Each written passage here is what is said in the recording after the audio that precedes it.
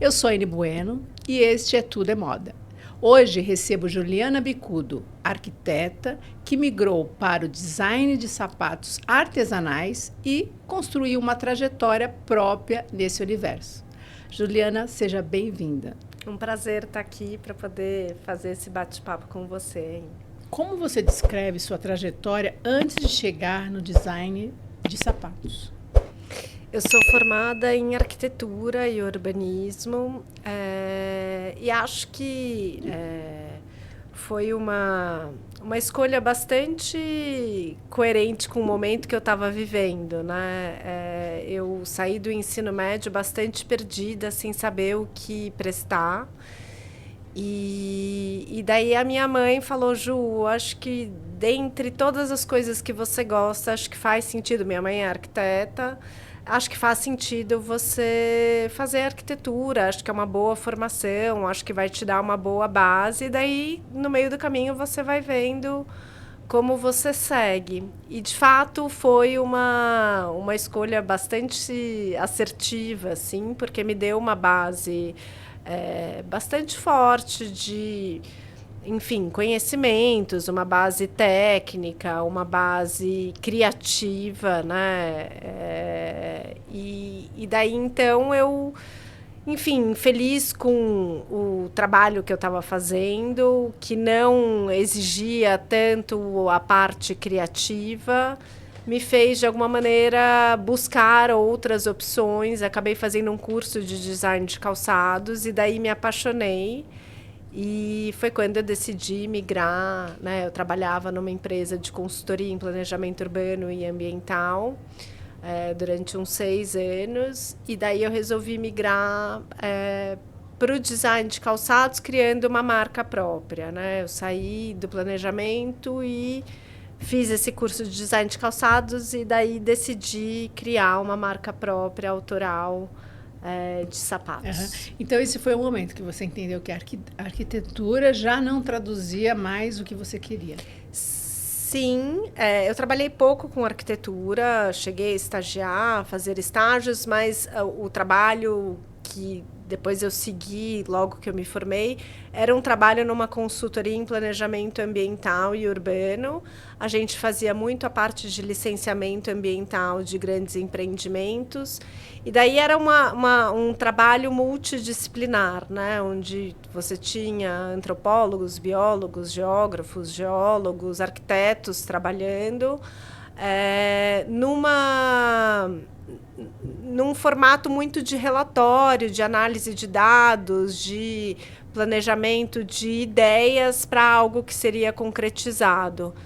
E a questão da criatividade me pegava um pouco, porque eu não desenhava e eu sempre gostei muito de desenhar. Assim, eu sempre tive comigo um caderno dentro da minha bolsa e aquilo já não fazia muito mais parte da minha rotina, do meu dia a dia. Você não desenhava porque na arquitetura, né, você acaba fazendo tudo digital, no planejamento, né, no planejamento? Não, no planejamento urbano é muito mais, no trabalho que eu fazia, era muito mais relatórios. Então, análise de, por exemplo, uma cidade se comportava tanto de habitação, tanto de comércio, então era uma análise muito mais ampla. Você fazia estudos estudos urbanos, né, urbanísticos, para, enfim, espaços, lugares em que, por exemplo, ia ser implantada uma hidrelétrica ou uma ferrovia. Então, tinha todo um estudo de quem já estava lá, o que impactar na vida dessas pessoas, esse empreendimento, e o que poderia ser construído para essa população para que não sofresse tantos impactos. Né? Quais fundamentos da arquitetura você leva diretamente para o desenho de calçados? E a gente vê que os seus traços traz muito da arquitetura.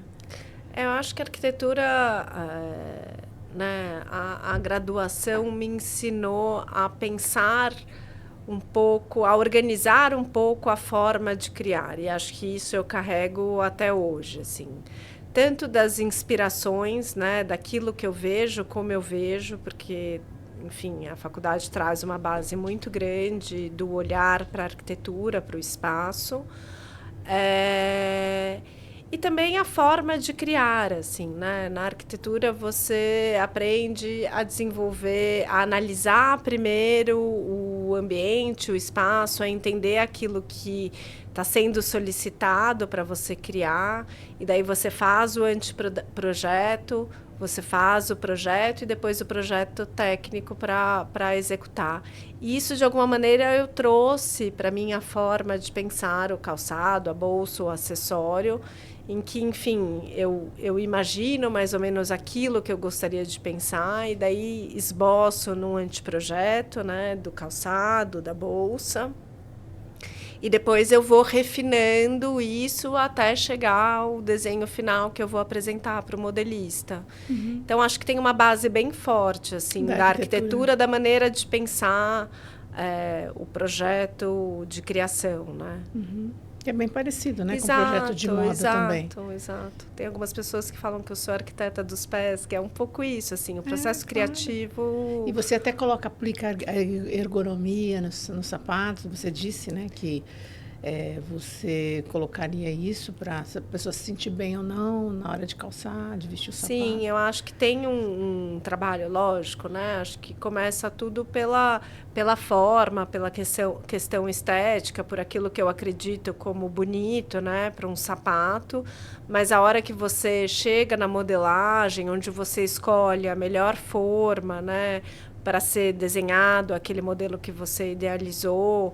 Então, você entende o que vai calçar melhor, e daí tem o desenvolvimento da modelagem, que é um desenvolvimento, é um processo longo, onde tem erros e acertos, até você encontrar a modelagem perfeita, na forma perfeita, que vai ser bonito, vai ser belo, mas também ergonômico, funcional, enfim. Então, tem todo um processo assim, de um olhar tanto para a estética quanto para a funcionalidade, né, que engloba a ergonomia. Quanto tempo leva para você desenvolver uma coleção?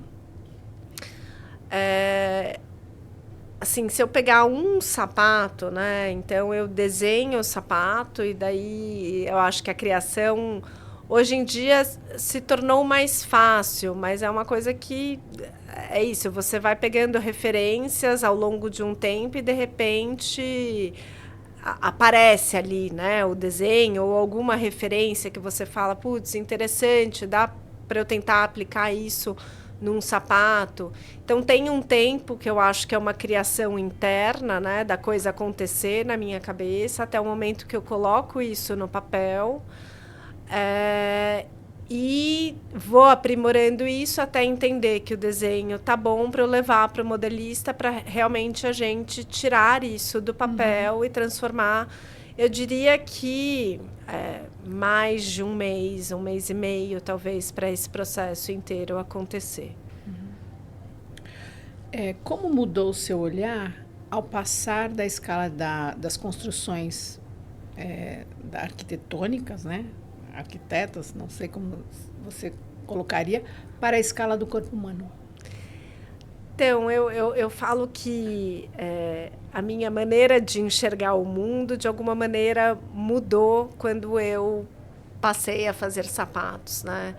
O meu olhar estava muito para a paisagem como arquiteta, né? Eu acho que durante a faculdade você é muito treinado para esse olhar do espaço, seja ele uma casa, seja uma cidade, enfim, seja um estado, né? Quando a gente diz com relação ao planejamento urbano. Então, sempre esteve ligada muito a esse olhar da paisagem. E quando eu vou para os sapatos, esse olhar muda de ângulo, né? Ele vai para baixo, para o olhar do caminhar, né? Que, de alguma maneira, está ligado à arquitetura. A arquitetura é feita para as pessoas usarem o espaço, caminharem pelo espaço da melhor maneira possível, né? Então, assim, foi uma mudança de referência. E acho muito interessante essa perspectiva que, de alguma maneira, antes englobava um olhar talvez para o todo, né? Para como as pessoas ocupavam esse espaço, e agora eu olho um pouco para o individual, né? Para aquela pessoa que caminha ou que vai usar o meu sapato, como ela usaria, como ela viveria as histórias com aquele par de calçados, né? Muito interessante, né? A gente fazer essa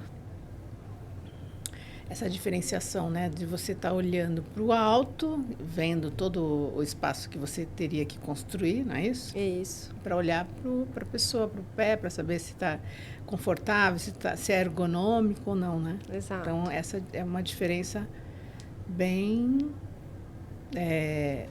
longe, eu acho, diria, bem... E se você pensar, o olhar do arquiteto é um olhar de criar um espaço funcional e, ao mesmo tempo, bonito, agradável, belo, para a pessoa poder viver as histórias que ela quer viver naquele espaço. Dos sapatos, eu entendo que é isso, é uma pessoa que cria um sapato para você caminhar por histórias também que acontecem no dia a dia, né? Não estou falando de histórias surpreendentes, mas da vida que acontece, né? Então, que seja um sapato bonito, que expresse um pouco a história daquela mulher que calça e que possa acompanhar ela em diversas situações. Uhum. Agora a gente vai falar um pouquinho sobre o processo criativo da marca. Quando você inicia um modelo, o que nasce primeiro? A função, a forma ou a estética do produto? Acho que primeiro a forma junto com a estética. Assim. Hoje eu consigo ver que eu acho que é um processo de amadurecimento que eu consegui construir um DNA bem forte da marca. Então, acho que isso hoje, quando eu crio, já tenho esse lugar de entender que a minha sandália de 2 tiras não vai ser uma sandália simples. Ela vai ter um DNA Juliana Bicudo para a marca, né? Enfim, acho que primeiro vem, né, a forma junto com a estética, alinhado, carregando bastante a questão do DNA da marca. E a ergonomia, o conforto, eu acho que vem no desenvolvimento ali junto com o modelista, com os artesãos, onde eu vou escolher a melhor forma para aquele sapato, que traga mais conforto para cliente, que calce da melhor maneira possível.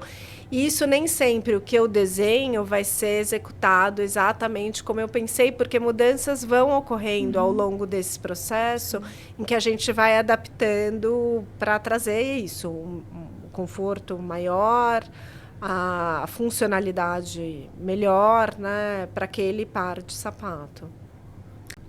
O que o trabalho manual te permite expressar que seria impossível em um processo industrial? Eu acho que tem um lugar do artesanal, assim, falando como, né, designer e criadora da marca, que é esse lugar de acompanhar o processo, começo, meio e fim, assim. Então, eu acho que, para mim, faz muito sentido ter a marca com esse tipo de produção. Não... a minha paixão nesse processo todo tá também muito em estar ali no chão de fábrica, acompanhando todo o processo, olhando para cada detalhe e entendendo que um pouco também da imperfeição faz parte desse processo, né? Para você ter ideia, para um sapato meu ficar pronto, ele passou pela mão de pelo menos 10 artesãos, né? A produção de calçados é uma produção muito segmentada, então você tem o modelista, você tem o cortador, você tem o preparador de pesponto, o pespontador, o montador, o solador, o pranchador, e cada um faz o seu trabalho. Assim, não existe uma pessoa... Existem pessoas que fazem de tudo, mas normalmente existe essa especialização para cada segmento.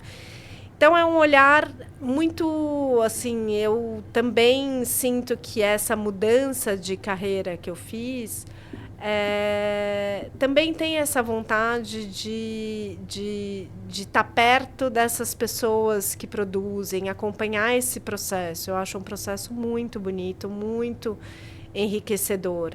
Então, eu acho que a diferença, e que eu acho que, enfim, é um dos pilares da minha marca, é manter essa produção artesanal.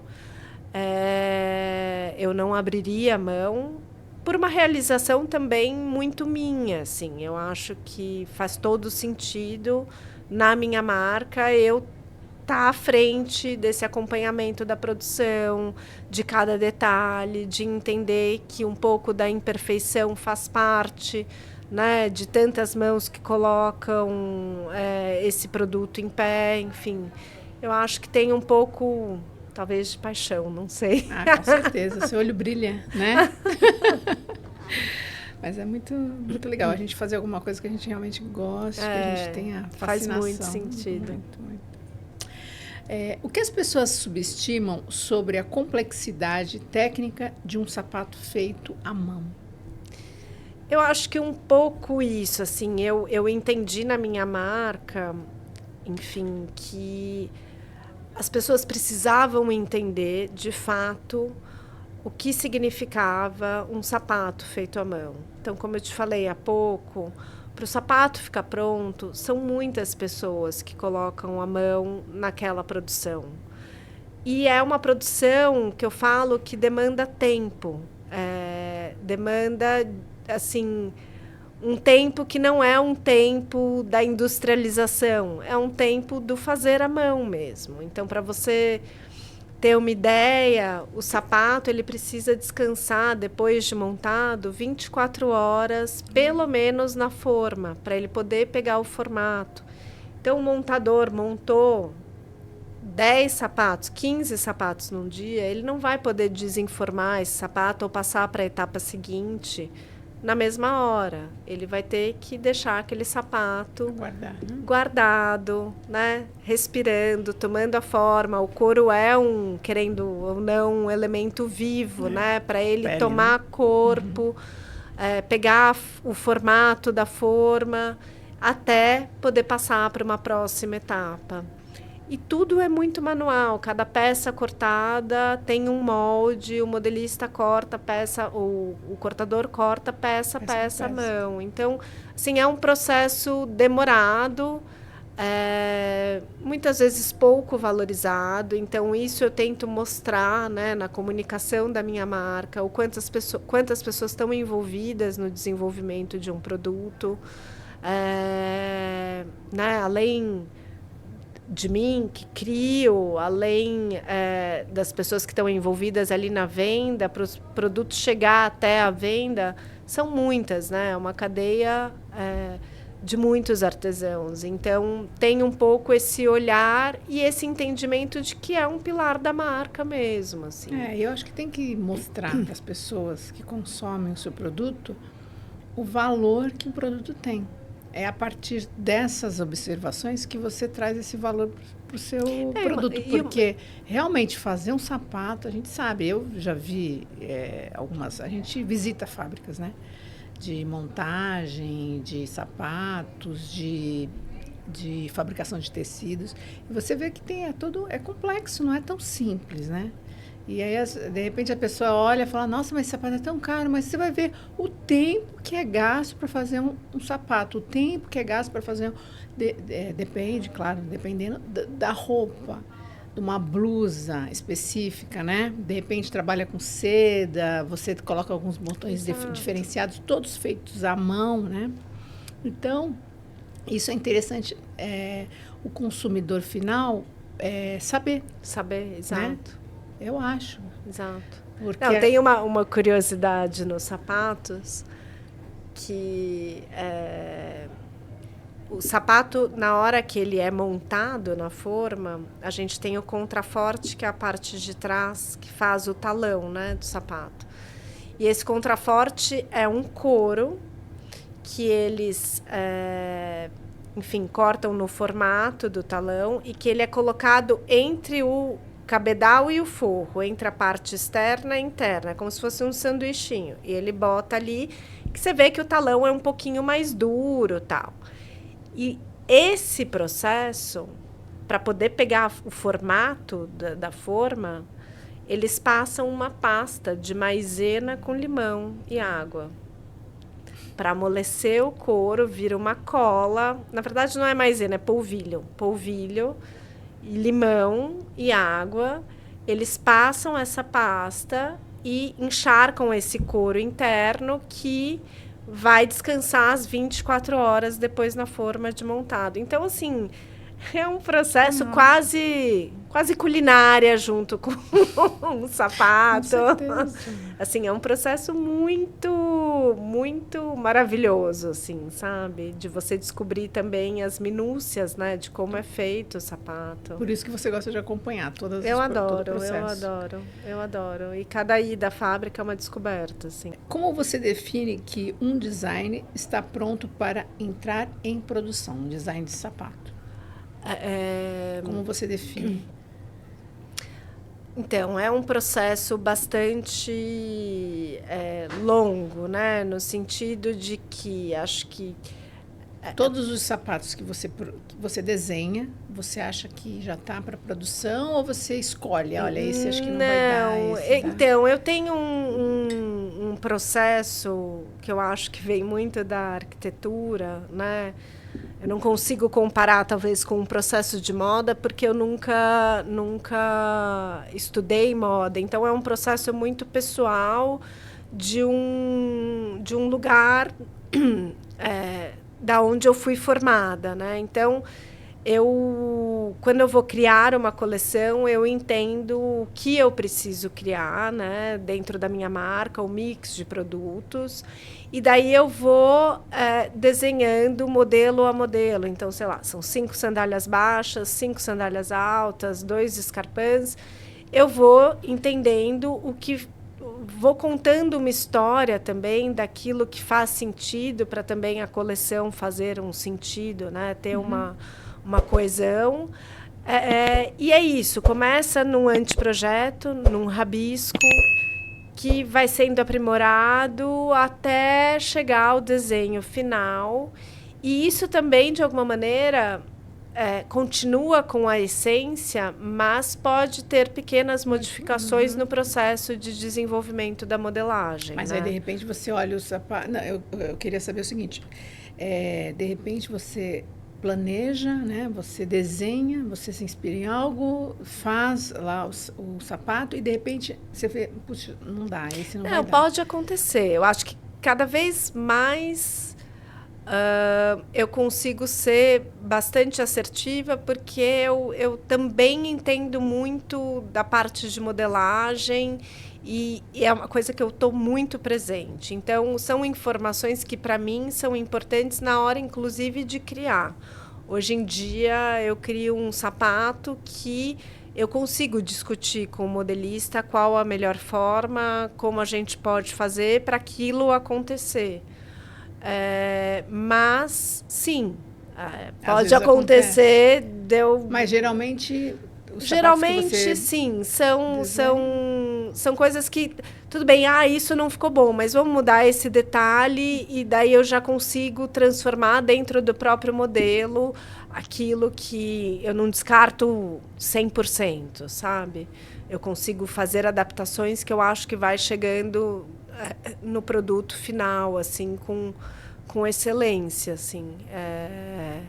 Então, eu acho que o processo criativo está muito atrelado ao processo de modelagem, assim, porque é isso, o desenho, né, o que a gente coloca no papel bidimensional, às vezes, quando você vai adaptar uma forma de sapato, é um caimento do material, assim como as roupas, que às vezes a gente precisa fazer, né, uma pence para poder ajustar melhor as formas do corpo. No sapato também é a mesma coisa, assim. Então, a gente tem um olhar que eu acho que é da criação junto com a modelagem para a gente chegar no produto final de maneira mais assertiva, mais correta, mais bonita. Qual parte do processo revela mais claramente sua identidade como criadora? Acho que a parte da criação, com certeza, e, de novo, a parte da modelagem. Assim, eu não vejo muito uma separação, sabe? É algo que eu gosto muito de estar presente, né, nesse momento de desenvolvimento do produto. Porque é isso, às vezes a ideia que eu coloquei no papel não era exatamente aquilo, eu consigo corrigir, eu consigo mudar junto com o modelista e consigo chegar no produto final. Assim, essa semana mesmo eu passei um dia inteiro para a gente chegar na modelagem de uma bota e a gente quebrando a cabeça o dia inteiro, tal, como faz. E daí tinha uma pala que era difícil, vamos fazer a costura assim, assado, até que a gente conseguiu chegar no desenho perfeito e na modelagem perfeita, assim. Então, acho que é um processo muito atrelado à modelagem. Acho que tem o meu processo criativo, onde daí eu abro tudo o que me inspira, abro todas as possibilidades, mas, de fato, isso vai sendo, de alguma maneira, conduzido na modelagem para que, enfim, tenha uma identidade, tenha o DNA da marca, enfim, são correções que eu acho que faz todo sentido acompanhar esse processo. Sabe? E essa peça que você está produzindo, que você está finalizando, que são botas, né? Não, é uma bota, é um modelo específico de bota. E já é para o inverno, 2026. Já é para o inverno, né? sim. Então já começa sim. uns 3, 4 meses antes. Sim, né? eu já estou um pouquinho atrasada, exato. Para o lançamento de inverno. Exato, e como é uma produção super artesanal e demorada, eu preciso me antecipar o quanto antes para dar tempo de chegar, né, na marca enfim, porque daí tem todo o pós, né, que é foto, que é divulgação, assessoria de imprensa, enfim, é todo são tantas engrenagens até chegar no fim, mas de fato eu começo a produzir desde outubro, setembro, outubro, eu já estou no processo de criação e agora eu já estou no processo de produção final. E você tem alguma collab em vista? Tenho uma collab em vista, que é com a Reptilia. A gente fez o último São Paulo Fashion Week que a Reptilia participou. A gente fez uma collab com sapatos, né? Um modelo de mocassim unissex, umas golas de couro plissadas super bonitas, um cinto e duas carteiras de mão, assim. E deu super certo. A Elo Strobel, que é a estilista da marca Reptilia, é arquiteta também, então a gente conversa muito, é um olhar muito parecido, apesar de universos diferentes, mas, né, referências eu acho que muito parecidas. E a Elo me convidou para participar desse novo São Paulo Fashion Week que ela fará em abril. O que observar no caminhar feminino te ensinou sobre design? Eu acho que essa pergunta me faz refletir muito sobre a maneira que eu entendo a arquitetura, do meu olhar criativo para a arquitetura, em que, né, durante a faculdade, acho que era um olhar muito de linhas certas, de simetria, né? Sempre gostei muito de arquitetos como Le Corbusier, Mies van der Rohe, enfim, sempre essa estética um pouco mais minimalista, regida pela funcionalidade, enfim. E daí, quando eu mudei e fui desenhar sapatos, eu entendi que eu estava desenhando em cima de uma base que era uma base cheia de curvas, né? O pé. Então, como adaptar linhas retas ao pé e por que não se apropriar das linhas curvas do pé e tornar isso um desenho, uma estética, enfim, bonita e que me agradasse também. Então, passei a olhar com muita atenção para movimentos que hoje eu gosto muito dentro da arquitetura, que é o movimento Art Nouveau e o Déco, que traz um pouco de linhas mais retas, mas também que tem um rebuscamento, e que eu comecei a entender que eu poderia, talvez, trazer a sinuosidade dessas linhas para o desenho do sapato, né? Então, para mim, foi uma descoberta assim gigantesca de uma transformação de olhar, sabe? O espaço, para mim, estava ligado muito a uma estética um pouco mais simétrica, de linhas puras, e, de repente, eu consegui trazer a sinuosidade, a linha curva para o desenho do sapato. Então, foi uma mudança de olhar, talvez criativa, assim, enorme, e que me deixou bastante feliz, assim, porque eu consegui sair de um lugar que para mim era confortável, passei por um desconforto, mas hoje em dia eu me encontro bastante feliz com o DNA mesmo da marca, que eu acho que carrega um pouco dessas linhas curvas, uma mistura de linhas retas, enfim, hoje eu consigo brincar um pouco mais com facilidade. Assim. Qual é a sandália que você olha para ela, o sapato que você olha e diz assim, nossa, essa é a que eu mais gosto, é a invenção que foi sucesso para mim, assim, que você sente aquela alegria de olhar naquele produto que você produziu? Eu acho que tem algumas. Eu não posso escolher só uma, mas tem a sandália Pétalas, que eu acho que é uma sandália que eu criei desde o começo, assim. Foi uma das minhas primeiras criações, em que eu trago muito, de maneira evidente, essa coisa da linha curva, do movimento Art Nouveau. Eu acho que está muito presente e se tornou um ícone da marca. Então, a sandália Pétalas, eu diria que é uma.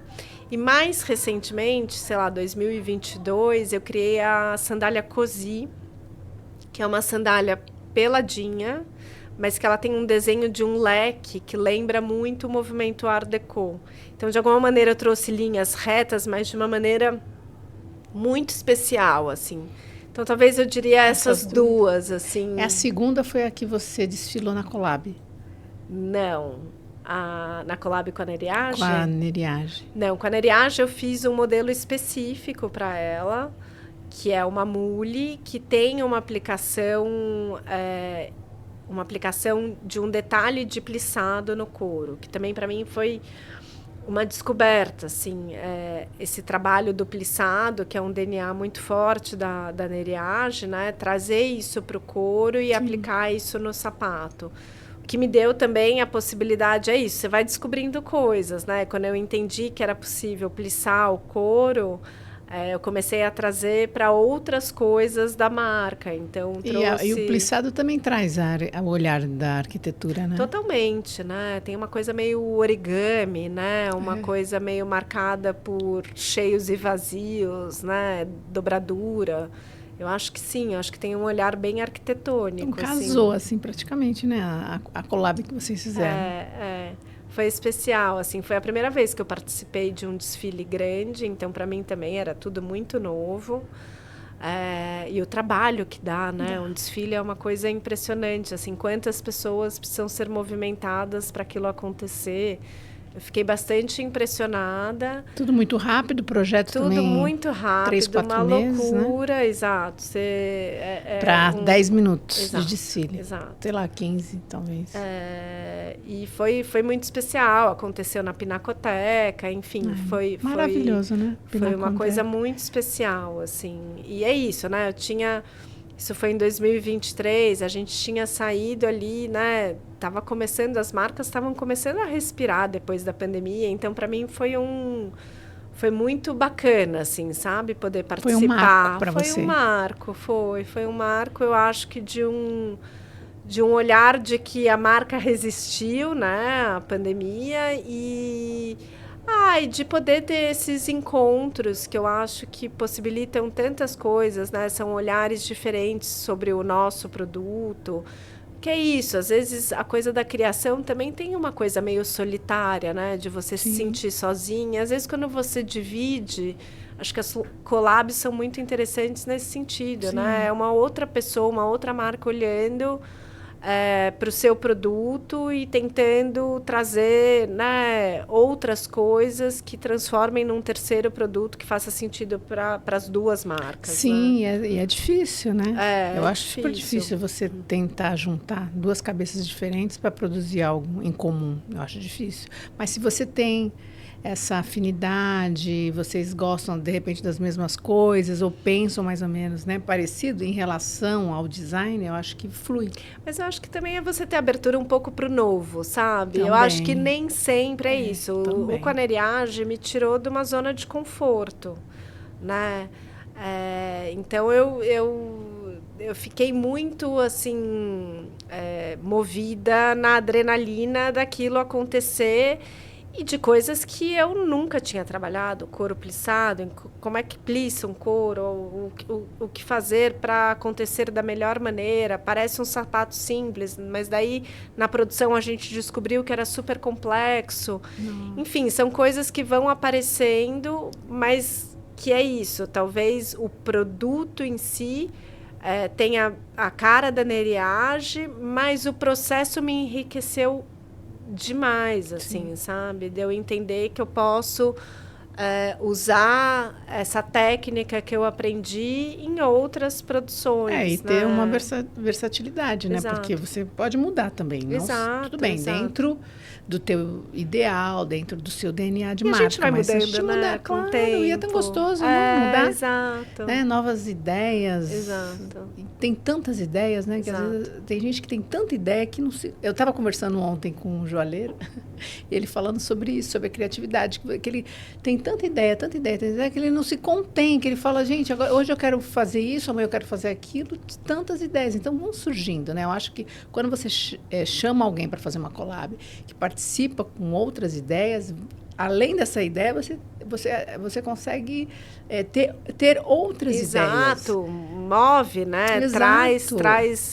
Traz como você falou, enriquece. Frescor, eu acho, né? Enriquece demais. Exato.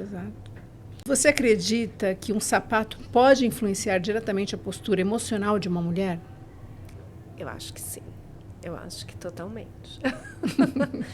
Não, porque eu faço sapato, mas eu falo por mim mesma, assim, o sapato tem um lugar para mim, não vou dizer para todas as mulheres, mas eu vejo muito que, né, no ateliê as mulheres realmente valorizam a escolha do sapato, assim. Lógico que é a escolha da roupa, mas o sapato tem um lugar importante, tem um lugar muito feminino, que toca num feminino profundo, assim. E eu acho que, para mim, que sou uma pessoa básica, né, num geral, o sapato me traz esse lugar mais feminino, mais...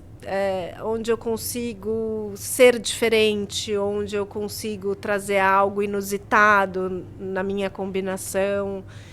E eu acho que para muitas mulheres também, assim, tem uma coisa de se sentir segura, se sentir potente, se sentir bonita, dependendo do acessório, do sapato que ela está usando. E tem os colecionadores de sapatos, né? Tem alguma consumidora? Eu tenho clientes que sim, que são apaixonadas por sapatos, que compram, isso, gostam muito da marca. Querem ter todos, praticamente. Querem, por que não? A gente tem vários casos, né? A gente tem uma professora aqui na Belas Artes que é colecionadora de tênis. Ela nem sabe onde colocar. Ela tem um apartamento só com guardados os tênis que ela tem da coleção. Sim. Então, como você falou, né? Tem um quê feminino. Tem. Né? Eu acho que o sapato traz muito. E a bolsa também. Sim. Né? Sim. E você, além dos calçados, você também produz, né? Bolsas. Sim, cintos, eu tenho. Né? É uma coisa que eu sempre fiz um pouco, mas é onde hoje em dia eu tenho também me debruçado mais. Tenho gostado mais, assim, a minha paixão inicial foram os sapatos, e hoje em dia eu tenho me dedicado e gostado mais, assim, descobri, eu acho que existe uma possibilidade que o sapato, por estar muito atrelado ao formato do pé, às vezes você não consegue sair muito daquilo que, enfim, a forma, né, exige. A bolsa já é um papel mais em branco, onde te permite ousar um pouco mais. E eu tenho gostado também muito de fazer cintos, né? Os cintos, enfim, de um tempo para cá se tornaram também peças bastante importantes, né? Tem esse vai e volta, mas agora, hoje em dia, as pessoas no inverno, no verão, estão usando bastante. Cintos para marcar a cintura, para poder, né, tá por cima de uma camisa, não só no passante ali da calça. E é uma base que eu consegui trazer um pouco o DNA, um pouco não, acho que de maneira forte o DNA da marca para essa base do cinto, assim, onde eu consegui também trazer formas inusitadas, enfim, acabamentos inusitados para uma coisa que parece simples, né? Mas que pode fazer toda a diferença numa combinação que for usado, né? Para finalizar, qual é o maior desafio de sustentar uma marca autoral de sapatos no Brasil? Empreender no Brasil é muito difícil. E empreender sem... É isso, né? O meu trabalho sempre foi um trabalho muito de formiguinha, assim. Para você ter ideia, quando eu comecei, eu pedi demissão e o dinheiro que eu consegui na minha demissão foi o que fui construindo, história, assim. Então, assim, precisa de muita disciplina, eu acho. Precisa de muita persistência. Você vai receber diversos nãos ao longo do caminho. Mas também eu digo que, eu não trocaria isso por nada, assim, porque no meio desse caminho você encontra pessoas tão maravilhosas, sabe? Desde fornecedores, pessoas que me ensinaram pra caramba, desde funcionários, desde clientes, assim, é um mundo tão rico, assim, eu falo que é uma segunda faculdade, sabe? É isso. E você tem que acreditar, né? E você tem que acreditar, e é isso, assim, as dificuldades vão aparecendo, mas eu acho que tem que ter muita disciplina de ir matando e tirando cada dificuldade e ultrapassando cada obstáculo, sabe? E também ter uma rede de apoio que eu acho que consiga, né? Eu tenho um grande amigo que é uma pessoa que eu falo que é o conselheiro da loja, que é uma pessoa que me acompanha desde sempre. Então, todas as tomadas de decisões mais difíceis é com ele que eu me aconselho. Enfim, é isso. Você montar uma rede que também te dê suporte para as coisas, porque é isso. Não tem segredo, né? Não, e eu quando decidi empreender, não é que eu sabia de gestão, de finanças, Não, fui tudo aprendendo ali e é isso. Você se assegurar de um grupo que também te dê suporte em todas essas áreas que você vai ter que tocar e olhar, sabe? Não tem jeito, vai aprendendo, né? Exato. Mas maravilhoso, assim. Eu diria que se você tem, assim, essa vontade de empreender, eu acho que... Assim, tem que, né, botar ali, fazer um business plan, olhar mesmo se realmente faz sentido, porque é uma montanha-russa, mas eu não trocaria por nada. Legal. Eu quero empreender, né? Mas, assim, eu tô sentindo ainda, né? Tô sentindo mas você já está empreendendo aqui, né? De alguma maneira já é verdade. Eu já sou, né, na verdade, empreendedora. Mas é mais o meu marido que fica administrando tudo. Mas a gente sabe que todo dia você tem que matar um leão, né? Sim. Porque é difícil. mas te dá essa garra que você tem, né? De ir atrás, de você acreditar no que você realmente se propõe a fazer. Sim. E ir embora, deslanchar, né? E não ter medo, porque se tiver medo, você arruma um emprego e vai trabalhar. Exato. Mas você não vira empresário, não é? É. Então, Juliana, adorei a sua presença aqui conosco, aqui na Belas Artes, no Tudo é Moda. Espero que você venha outras vezes, né? Trazer novidades, coleções. Adorei o nosso papo. E nós ficamos por aqui e muito obrigada. O prazer é meu de ter participado. Adorei o bate-papo. Que legal. E é isso. Ficamos por aqui. Eu sou a Anne Bueno e você acompanhou mais um episódio de Tudo é Moda. Se gostou, continue aqui com a gente. Obrigada.